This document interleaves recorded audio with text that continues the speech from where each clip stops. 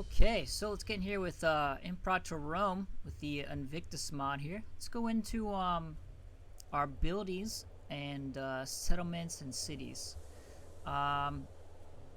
So the game is broken down into, here's our world map. And there are different regions in the world map. We are part of the Arabia Felix region here. And in each region, it's governed by a governor. Your capital region will always be governed by your ruler. And then under regions, we have our provinces. So currently our nation is part of 3 provinces. We've got Arabia, Felix Centralis, Saba, and we've got a little bit of Catawba here of a third settlement, or a third province. Now, our province here of Arabia Felix Centralis is not all under our control. There's a few things here in Maine and Catawba here that aren't under our control. But within the province map mode here, you can see the loyalties of the province, the population of each province, and how much food there is. If you don't have enough food, your population, your pops can die off, or they will move to other provinces that has food. And along with the province map mode, you see there's a couple little choices here. We've got acquisition of wealth, conversion, and civilization effort. There are different things you can have your province to focus on, depending on what it is. Cultural assimilation, we can do borderlands, higher fort defenses, encouraging trade, promoting pops. Maybe you want a lot of nobles. Get that research going on. We can harsh treatment. There's different choices. And it costs, to change this governor policy. It does cost political influence as well with all of these. And then within each province, we have settlements. Now, each little section here is a settlement. And there are 3 levels of settlement. We have our settlement, which is just the lowest level. It can support 1 building and the least amount of population. And within each settlement is the city level. Here we've got a city which can provide different set of buildings, more buildings here, and a higher population. And see, we've got our capital here. We've even got some buildings pre-built. There is a fortress. And I believe it's like the palace is the other one that's, considered here. And even more population. And then there's a third one. Once you have a city, you can promote it to a metropolis, which you need a lot of people in that place. Plus, it's a lot of cash and a lot of political power. But then you'll have a metropolis which even holds more people and have more buildings. I believe it also there are great wonders throughout the game as well.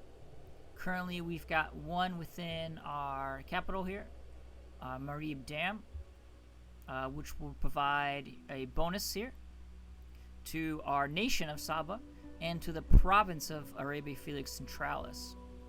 And then, the tiers can go through. You can also build wonders. You can also, if you have the correct DLC, you can design your own wonders in the game. And they are very expensive, but you can choose what you want to it. Let's see if we'll get to another wonder up here. Where are the pyramids? There they are. So here's another wonder the Giza complex provides here to the entire Ptolemaic kingdom. A bunch of stuff.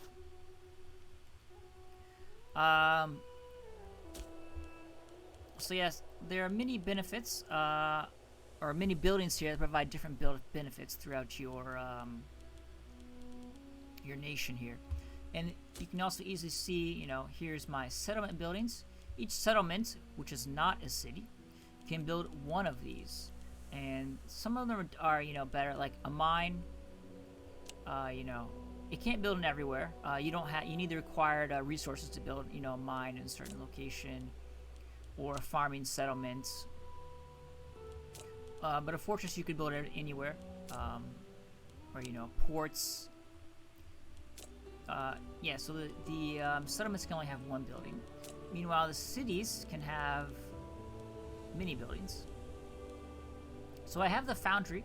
When I did my technologies and my inventions for military, I have the foundry set up.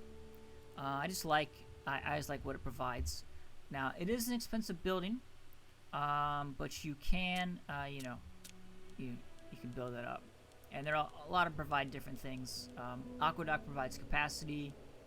Granary gets extra food. You know, market is trade, library, research stuff. Also, we can see building our ships here and our macro builder. But also in each of the provinces, we have these province investments. Now there are 4 of them here. I've got one free that I got from doing the military invention, and so we can enact one of these for free, which will provide, you know, building slot, trade, publishing capacity, and provincial loyalty. This one is good if you have recently conquered a nation and their loyalty is low. Capital is always low. Don't need to worry about that. And it also provides for infrastructure as well, which also, you know, helps with the loyalty issue. But these are free for the first one. Other technologies, inventions will give you more free investments. If it's not free, it will cost political influence, and it will take some time. You know, after 6 months here, we will have, you know, religious complexes. And we've got our taxes, and yes. So if I go back to my province map mode here, as you can see, with having these not here, this will hopefully give me, with the right stuff, I will have a cause to war, a CB, to go after Catawba, and then eventually Maine. But if we are at war with Maine, we will lose the trade route.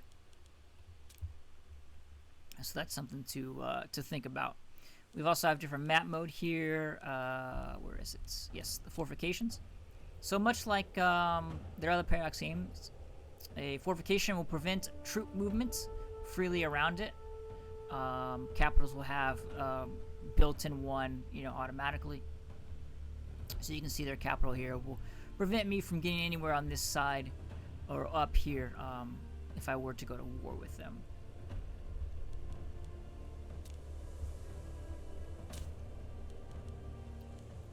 And yeah, I think that will cover our buildings and cities here.